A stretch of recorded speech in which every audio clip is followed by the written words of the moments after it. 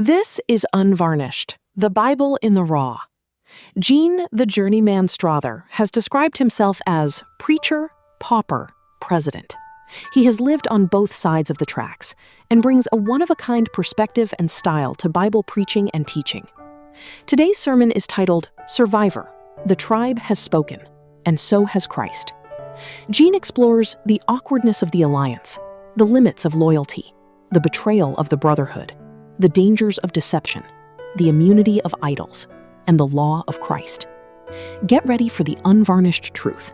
Now, here is your host, Gene Strother. Hello, everybody. This is Gene, and this is our 7th sermon in a 7-sermon series called Sunday School.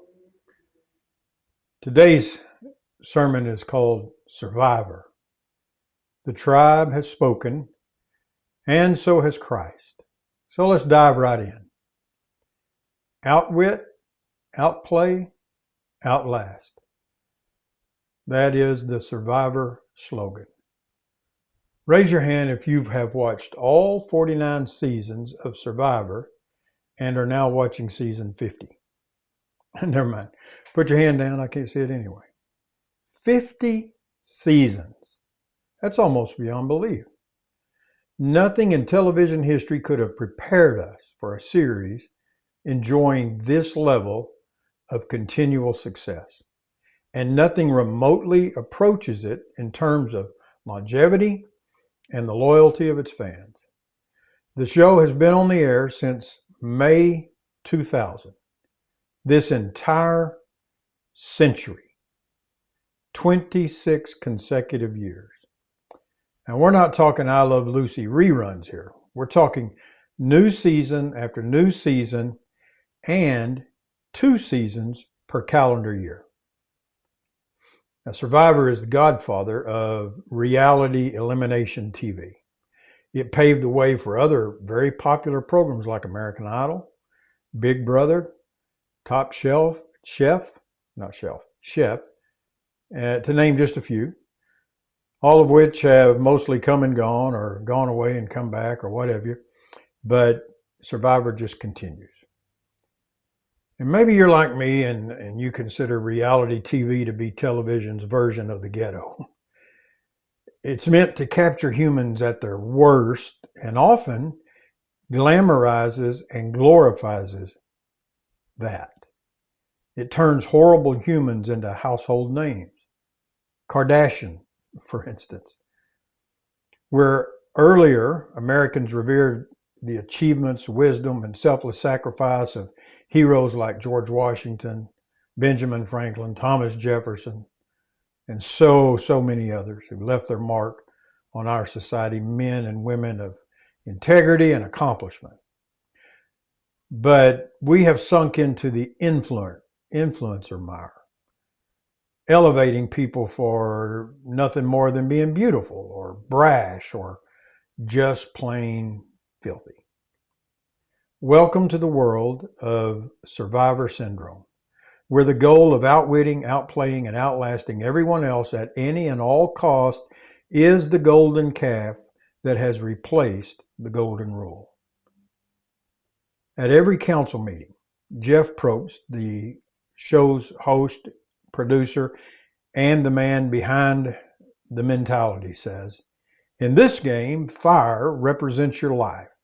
When your fire's gone, so are you. He fails to say that the instincts required to win the game are likely set ablaze by the fires of hell. I'm going to show you why I believe Survivor is more Devil's Island, where the same aspirations that got Lucifer and his followers kicked out of heaven often fuel the contestants in this game. Oh, I know it's a fun watch. But that's the thing about feeding the flesh. It feels good. It is an escape. It's fun. But at what cost? And that's what I'm here to explore. And we're going to explore it in 6 parts. 6 parts. Number 1, the awkwardness of alliances. To this day, Richard Hatch, the winner of Survivor Season 1, which I watched with my family, with my wife, remains one of the most iconic and revered figures in the show's history. In the very first episode of the very first season, Hatch looked stone cold into the camera and said, "I've got the $1 million check written already. I mean, I'm the winner." He said that in episode 1. He had a plan no one else saw coming, and he was confident it would work. The show did not include the idea of the alliance in its inception. Richard invented it in that first season. Most players thought that they were on a wilderness survival show, which there have been others like that. And so they voted based on who was lazy around the camp or who wasn't pulling their weight. Hatch realized immediately that this was a numbers game. So he formed the first ever voting block, systematically picking off the, quote, good, honorable people who refused to collude. Hatch didn't see the lazy players as a threat. He saw the people who had strong personalities, a sense of humor, and good survival skills as the threat to him achieving his goal. He picked those people off one by one with his alliance. Forget scruples. This is bloodlust. This is survival. Survival, not necessarily of the fittest, but sometimes of the foulest.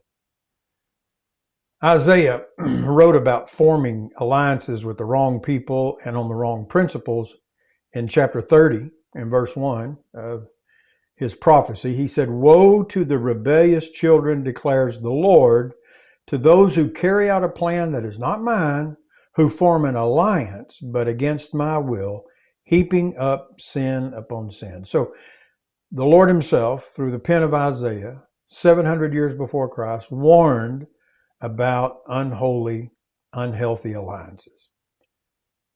Be careful with whom you align yourself and for what reason. Nothing makes faster friends than a common enemy. We see it right in front of us right now in America. Good-hearted, well-meaning people protest the takedown of an Iranian regime that they would never in a million years want themselves to live under. A hateful, demeaning, strict regime intolerant of any sort of deviance from their prescribed lifestyle, one that brutalizes and murders its own people in order to protect and promote their twisted moral code, and is especially hard on women. But here we have liberal American women filling the streets and carrying signs supporting the people who would brutally murder them in a nanosecond for their lifestyle, given the chance. Why do they do that? Because they perceive a common enemy in Donald Trump. But the enemy of my enemy is not always my friend. This brings me to my second observation. Number 2, the limits of loyalty. Sure, the enemy of my enemy is my friend until I don't need them anymore. And that's how it is with transactional relationships. They're always bound for heartbreak and disaster in the end. The breaking point of survival loyalty is what? What is it that will break up a group, break up a pair, an alliance? Self-preservation. That's it. The opposite of that is what we see in the cross of Jesus Christ. His was not a loyalty or a love of convenience or self-care. His was agape love, sacrificial love that puts the object of its affection above its own welfare. Marriages built on transactional, self-preserving love are bound to fail. Often the ones with the most to lose in terms of wealth or property will insist on something like a prenuptial agreement and thus prove that self-preservation is paramount from the beginning. From the beginning. I say this, if you don't love me through all, in all, despite all, then you don't love me at all. But what if I abuse that love? What if I misuse it? What if I fail to appreciate it? What if I don't deserve it? All of those things are true of every one of us when it comes to Jesus Christ's love for us. Solomon wrote in Proverbs chapter 20 and verse 6, "Many claim to have unfailing love, but a faithful person who can find?"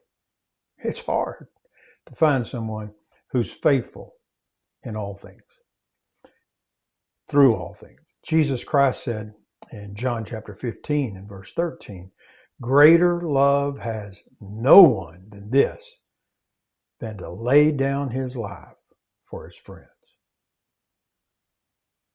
The Apostle John wrote in 1 John chapter 4 and verse 10, "Love consists in this, not that we loved God, but that he loved us and sent his love as the atoning sacrifice for our sins." The limits of loyalty are bound in the packaging. If loyalty is packed in love, it is steadfast and permanent. If it is based on self-interest, it is precarious and short-lived. So, number one, the awkwardness of alliances. Number two, the limits of loyalty. Number three, the betrayal of the brotherhood. Every season, people are blindsided by their own tribes. Some see it coming, most don't. While they feel safe in their numbers, their fellow members are plotting their destruction. The most devastating survivor example of this might have occurred in season number 8, when Boston Rob, another iconic player, and the one sometimes called the Godfather, betrayed Lex Vandenberg. Rob and Lex were friends, close friends in real life before the season filmed. During the game, they ended up on opposing tribes. That might happen. But through a twist in the game, Rob's island girlfriend, who eventually became his real-life wife, Amber, was swapped from Rob's tribe to Lex's tribe. And she was the absolute dead-to-rights target for that tribe, the one most vulnerable and most likely to be voted out that night. After a challenge, Boston Rob secretly pulled his friend Lex aside and whispered a plea. "You take care of her, I'll take care of you, if you can." Lex valued his real-life brotherhood with Rob above his own strategic game. He knew he was going against the best strategy. He went back to his camp, ruined his standing with his own tribe by convincing them to spare Amber and vote out someone else, purely to honor his friendship with Rob. Then came the betrayal. The very next day, the tribes merged into one. Lex walked into the new camp expecting Rob to honor the deal and protect him. Instead, Rob pulled Lex aside and coldly delivered a blow. "Lex," he said, "I'm sorry. I cannot protect you." Having used Lex to save his girlfriend, Rob immediately rallied the numbers and voted his, quote, brother out that very night. Of course, Lex had lasted long enough so that he would become part of the jury, and the jury votes on between the final two contestants on who will win the whole thing. And on the night of the vote to determine the winner, he delivered one of the show's most famous and heart-rending speeches. It was a searing rebuke of his former friend, Rob. This is what he said. "This game is about people. It's about trust. It's about friendships. And it's about relationships. You sold out your values. You sold out your character. You sold out your friends for a stack of greenbacks. I hope it was worth it." Then he looked directly at Rob, right into his eyes, and said, "With you, it was not a game. It was a friendship. We had a deal. We had a handshake. We had an understanding. You broke my heart." Ah, the brotherhood. The legion where we feel safe until, of course, we're not, until the kiss of Judas or the Ides of March. One of the most frightening aspects to me of today's virtue signaling mob is how quickly they devour their own. Let me give you an example. Consider the case of J.K. Rowling, author of Harry Potter. For decades, Rowling was a darling of the progressive left. She's a lifelong liberal, a feminist, and a major financial donor to left-leaning causes. She created the most beloved pop culture franchise of the modern era. But the moment she expressed a biological reality, stating that sex is real, that women are women and men are men, and that erasing the concept of biological sex actually hurts women, the minute she said that, the virtue signaling mob unleashed a relentless, vicious campaign to destroy her. And it wasn't just the mob that turned on her. It was the brotherhood. Daniel Radcliffe and Emma Watson, who owe their entire careers, their multi-million-dollar fortunes, and their celebrity status to Rowling's imagination, her story launched their careers. They instantly abandoned her and threw her under the bus to appease the online mob. King David understood this kind of betrayal. One of the most heartbreaking verses from his pen is found in the 55th Psalm. Well, it's parts of 3 verses, verses 12 to 14. He said, "If an enemy were insulting me, I could endure it. If a foe were rising against me, I could hide. But it's you, a man like myself, my companion, my close friend, with whom I once enjoyed sweet fellowship at the house of God."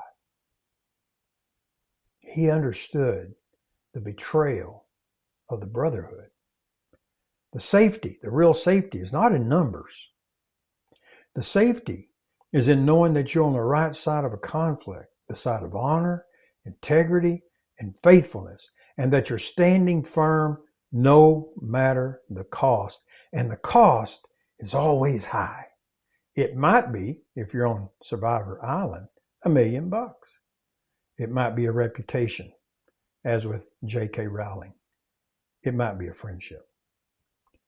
Whatever the cost, death before dishonor. Number 4, the dangers of deception. Survivor to me is the show Survivor. Not a survivor of the fittest. It's often the survivor of the shameless. Players lie about their careers. Not long ago, I was drawn into a few episodes because a former NFL quarterback, a former Dallas Cowboy quarterback, Gary Hogeboom, was on the show, so I was interested. But he kept that fact hidden as long as he could. And he wasn't the first or the last to fabricate a life story, either for convenience or to appear less of a threat to those around him. So he lied about who he was. Contestants often lie about their families. They usually do so in order to garner sympathy or trust from their compatriots, because their compatriots also happen to be what? Their opponents. It's a really messed up mess. So they lie about their careers, they lie about their families, and then they hide idols from each other. Boy, could we go down a rabbit hole here. But instead, I'll just refer you to the sermon just prior to this, the one from last week. If you want to look into a discussion of idols, then go back and listen to that one. But they hide idols from each other.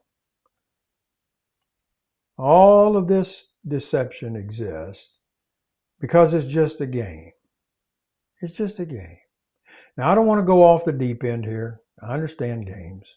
I understand contests are often won on deception. I know that. I'm a football fan. In football, offenses run misdirection plays or trick plays. Defenses disguise their coverages. They make it look like they're in zone when they're in man-to-man or some hybrid. They're always trying to trick one another, right? In baseball, a pitcher works and works and works until he perfects the same delivery and release point for a changeup as for a fastball. There may be 15 or 20 mile per hour difference in those two, but coming out of the hand, it looks the same. It's deception. I get it. That's part of sports. But to me, Survivor seems different because you're not engaged just in some one team against another team and you win as a team or you lose as a team, because ultimately you are the team, even though you claim to have a team. It's a psychological study of human behavior, and it rewards the best player who may also be the worst human on the island. We've raised a generation that knows nothing of the lessons that we learned as kids. You know, people from my generation, we learned stories like Chicken Little, the sky is falling, the sky is falling, and Pinocchio, whose nose grew every time he told a lie, or the boy who cried wolf, and he just kept crying wolf even though there wasn't a wolf, and then when the wolf came, nobody believed him anymore. We've quit telling those stories or stories like them. Instead, we've allowed wicked people in Hollywood, wicked people writing books, wicked people teaching classes to feed our children the lie that it's okay to lie as long as the outcome is in your favor, as long as you get what you want, because that's the bottom line. It's okay to make a child make a life-altering decision and hide it from their parents. That's okay because that's what they want. And Solomon calls BS on that mentality. In Proverbs chapter 26, verses 18 and 19, like a madman shooting firebrands and deadly arrows, so is the man who deceives his neighbor and says, I was only joking. That's what Solomon wrote. Often the things that we think don't matter, the little white lies, the cruel practical jokes, punking weaker people, making them the laughing stock. Some of those things we think don't matter the most in terms of our character and our reputation. I'm telling you, trust is a delicate flower, easily crushed in a careless hand, and not easily restored. Number 5, the hidden idol. The hidden idol was introduced to the game in season 11. Number 5 is the immunity of idols. The immunity of idols. When you know your head is on the chopping block, or you think it might be, you scour the jungle because you've been told by Jeff that there is an idol out there. There's a hidden idol, and if you find it, you can keep it and you can use it any way you want. You can play it for yourself. You can give it to someone else. If you think you're safe, you can save it for another time. And so here you are, you're feeling vulnerable. You know your head's on the chopping block, or you suspect it is. So you scour wherever it is, looking, where's the most likely place to find the hidden immunity idol? And then that night, or one of those nights, there's going to be a council, and you go to council, and if you have the idol, you can play it, and it cancels every vote against you. You play the idol, and nobody's going to vote against you then. I mean, you're safe for that night. You're safe from elimination, at least for now. I know this is an echo of the golden calf sermon a week ago, but this is exactly how we are taught to play the game of life. Scour the concrete jungle for financial stability. Do unto others before they do unto you. Not as you would have them do unto you, before they do unto you. Relationships and reputation are secondary to financial gain. Everything is secondary to financial gain, except, of course, the relentless pursuit of hedonistic pleasure. Even the wealthy will destroy themselves and their families for that hidden idol. If we could only ask Jeff Epstein about that one, huh? How many, quote, honorable people sold their souls for the forbidden fruits he offered? Only he and God know for sure. So here we have the awkwardness of alliances, the limits of loyalty, the betrayal of the brotherhood, the dangers of deception, the immunity of idols. This is the game of survivor. But all of that, if you were to take all of those things, those 5 things, and here's a scale with 2 arms, equal arms, right? It's in perfect balance. Let's take all those 5 things and put them on one arm of the scale. And what happens? It goes down. The other arm goes up. But you can take this one last thing that I'm going to give you today and put it on the other arm and watch the scale tilt in your favor. And that's number 6, the law of Christ. You see, survivor is the law of the jungle. It is survival of the fittest, the foulest, the one most willing to play the game with cunning and calculation, the one who weaponizes relationships, who lies in the weeds like a jungle cat and targets the most vulnerable. That's the law of the jungle. Contrast that with this. In Matthew chapter 16, verses 34 to 40. Let me read a little piece of a story to you. When the Pharisees heard that Jesus had silenced the Sadducees, they themselves gathered together. They're like, oh, look, he already made a fool out of them. Let's make sure he doesn't make a fool out of us. One of them, an expert in the law, tested him with a question. So the Pharisees come to Jesus as a group.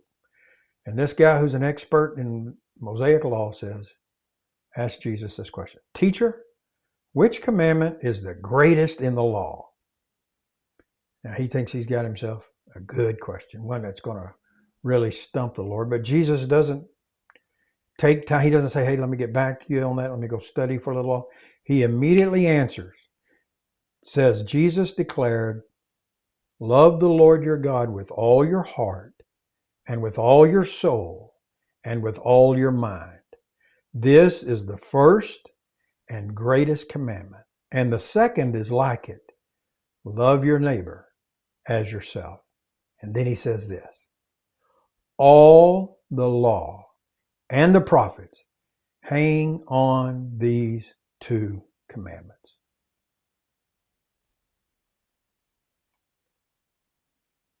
Imagine living your life by the law of Christ. How would it change you?